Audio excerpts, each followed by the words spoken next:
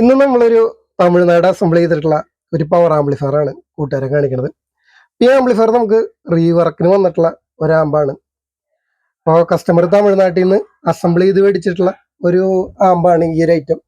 ഈ ആംപ്ലിഫയർ ഇപ്പോൾ നമുക്ക് കത്തിയിട്ടാണ് വന്നിരിക്കുന്നത്. അപ്പോൾ ഇതിൻ്റെ STIC കത്തിയിട്ടുണ്ട്. അപ്പോൾ ഈ IC ആണ് കത്തിരിക്കുന്നത്. പിന്നെ ഇതിൽ ഇനി ആംപ്ലിഫയർ കുറച്ചുകൂടി പവറൊക്കെ കൂട്ടിയിട്ടാണ് നമ്മൾ ചെയ്യാൻ പോണത്.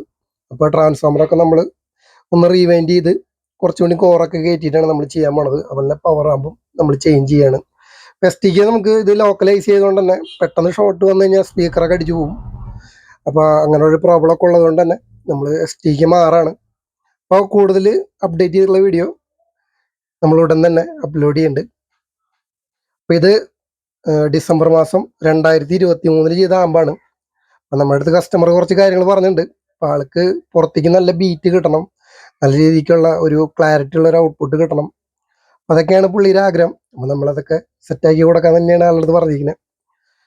അപ്പോൾ ഇതിൻ്റെ ബാക്കി അപ്ഡേഷൻ അടുത്ത വീഡിയോയിലുണ്ടാവും.